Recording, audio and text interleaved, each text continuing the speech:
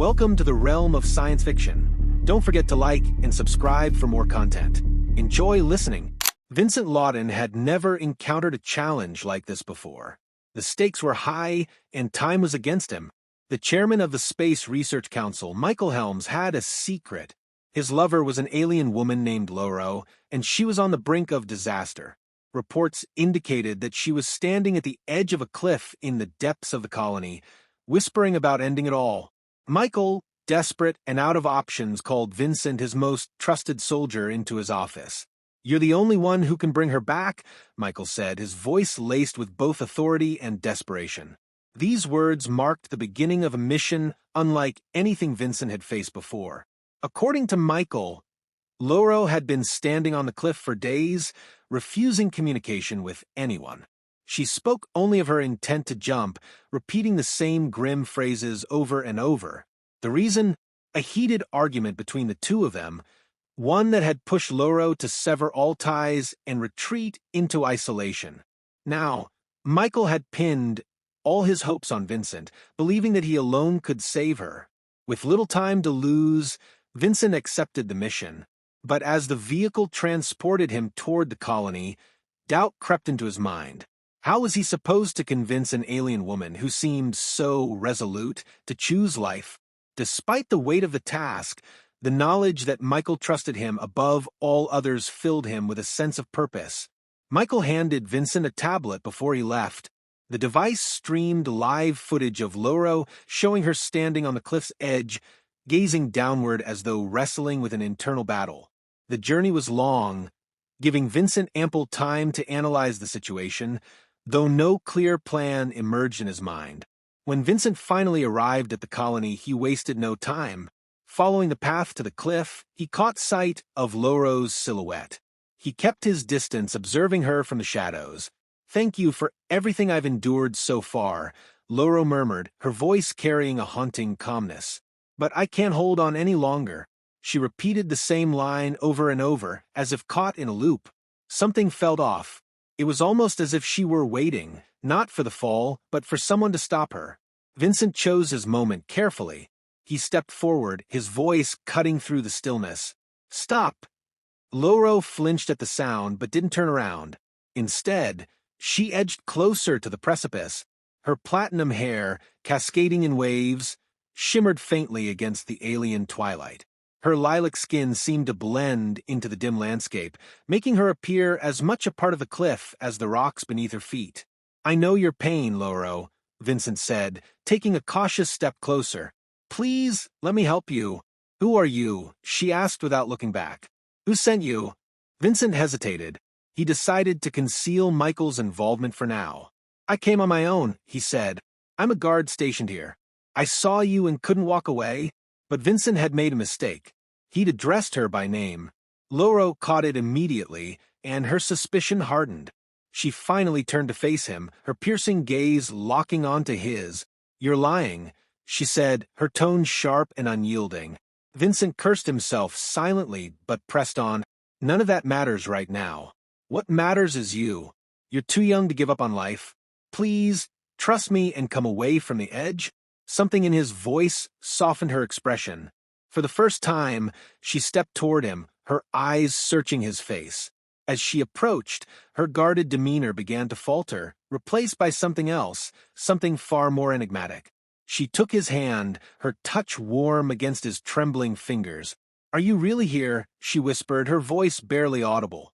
"Yes," Vincent replied, though the weight of her gaze threatened to undo him. "I'm here to save you." A flicker of something unspoken passed through her eyes. She stepped closer, her face mere inches from his. "Save me," she asked, a hint of mockery in her tone. "Maybe I don't want to be saved. Maybe I want something else." Before he could react, Loro leaned in, her lips brushing against his. Vincent froze. His mind screamed at him to pull away, to remember his duty and Michael's trust. But his body betrayed him. He responded, drawn into a moment that felt as if the universe itself had paused to watch.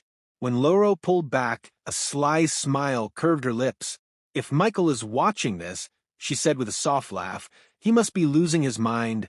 Her words snapped Vincent out of his daze. He stepped back, his expression one of shock and confusion. What do you mean? Was this just to get back at him? Loro tilted her head, studying him with an unreadable expression. What I feel doesn't matter, she said finally. What matters is how Michael sees me. Realization dawned on Vincent. He'd been a pawn in her game, yet even as the truth settled in, he couldn't shake the pull she had over him. Why? He asked, his voice thick with emotion. I came here to help you. Maybe helping me means understanding me, she said, her tone softer now. Maybe it means feeling what I feel. With that, she turned back toward the cliff, her silhouette stark against the alien sky. For a moment, Vincent thought she might leap after all, but then she stepped back and walked toward him, her decision made. Their return to the colony marked the beginning of something new. Loro's strength and charisma quickly established her as the dominant force in their partnership. Vincent, captivated and willing, surrendered himself entirely to her world. Michael remained blissfully unaware of their alliance, his trust in Vincent shielding them from suspicion. Together, Loro and Vincent began to carve out a life defined by her vision. Vincent followed her lead, his loyalty unwavering, even as he felt the weight of his betrayal growing heavier with each passing day. Loro, ever the strategist, began to subtly influence the colony's leadership. Her alien heritage, once viewed with suspicion, became a symbol of wisdom and strength. Vincent, with his disciplined military background, served as her enforcer, her confidant, and her greatest advocate. Under her guidance, the colony began to shift. The rigid, hierarchical system that Michael had built started to crumble, replaced by a more fluid structure where Loro's charisma and intellect held sway. Despite their progress, Vincent couldn't shake the feeling that they were living on borrowed time. Michael's ignorance of their relationship could not last forever. Vincent had taken every precaution to ensure their communications were untraceable, their movements unremarkable. But Michael was not a man easily fooled. He had eyes everywhere, and his obsession with Loro made him unpredictable. One evening, as they sat in the dimly lit quarters they now shared, Loro leaned against the window, staring out at the stars. Her expression was serene, but Vincent could sense the storm beneath. He'll find out eventually, Vincent said quietly, his voice breaking the silence. Loro turned to face him, a faint smile playing on her lips. Michael doesn't see the world the way we do. He believes he controls everything, but his arrogance blinds him. And if he does find out, Vincent pressed, his tone more serious now. What happens then? Loro walked over to him, placing a hand on his chest. Then we remind him that control is an illusion. Her words were calm, but Vincent could feel the tension in her touch. She was planning something far bigger than he had anticipated. Days turned into weeks, and Loro's influence over the colony deepened. She began holding private gatherings, bringing together key figures who shared her vision of a more equitable and unified society. Vincent stood by her side at every meeting, his presence a silent warning to those who might question her authority. It was during one of these gatherings that Vincent noticed something unusual. A young technician, one of Michael's trusted informants, lingered near the back of the room, his eyes darting nervously. Vincent's instincts flared, and he quietly excused himself to follow the man. The technician led him to an isolated corridor, where he activated a concealed communication device. Vincent stepped out of the shadows, his voice cold and sharp. "Who are you reporting to?" The man spun around, fear etched across his face. I don't know what you're talking about." Vincent advanced, his hand resting on the hilt of his sidearm. "Don't lie to me. You're working for Michael, aren't you?" The technician hesitated, then nodded reluctantly. "He's been growing suspicious. He ordered me to keep an eye on her, and you—" Vincent's grip on his weapon tightened. "What did you tell him?" "Nothing yet," the man stammered. "But he's not stupid. He knows something's wrong." Vincent exhaled slowly, his mind racing. Letting the technician go was too risky, but eliminating him would raise more questions than it answered. He made a quick decision. "You're going to report back to Michael and tell him everything is fine. Tell him Loro is still grieving, and I'm doing my best to keep her stable. If I find out you've said anything else," he let the threat hang in the air. The man nodded, his face pale. Understood. As the technician hurried away, Vincent returned to Loro, his mind heavy with the weight of what he'd learned. When he told her, she seemed unfazed. Let him watch, she said with a dismissive wave. Michael's paranoia will be his undoing, but Vincent wasn't so sure. Michael's paranoia wasn't a weakness, it was what had kept him in power for so long. They needed to act before he uncovered the full extent of their plans. Over the next few weeks, Loro began accelerating her agenda. She spoke openly about the need for change, using her growing support within the colony to challenge Michael's authority.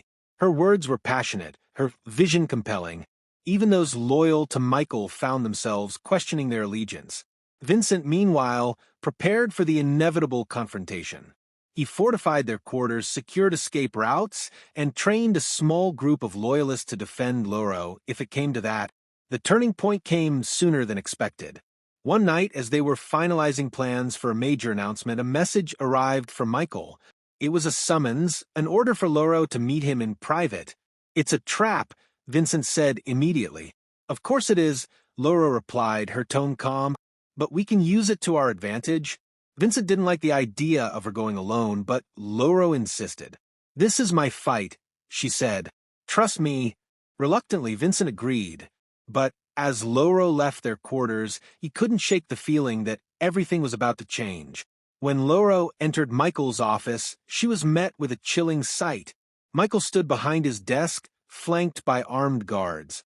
His expression was a mix of anger and betrayal. "You've been busy," he said, his voice low and dangerous. Loro didn't flinch. "I've been building a future. One this colony deserves." Michael's eyes narrowed. "And you've been doing it with him." At that moment, Vincent burst through the door, his weapon drawn. The guards raised their rifles, but Loro held up a hand. "Stop," she commanded, her voice firm.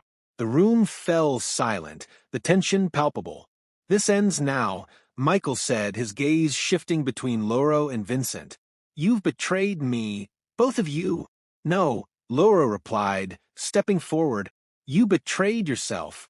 You let your fear and your ego blind you to what this colony could become." As her words hung in the air, Vincent realized something. This wasn't just a confrontation, it was a reckoning. The battle for control of the colony had reached its climax, and the outcome would change everything.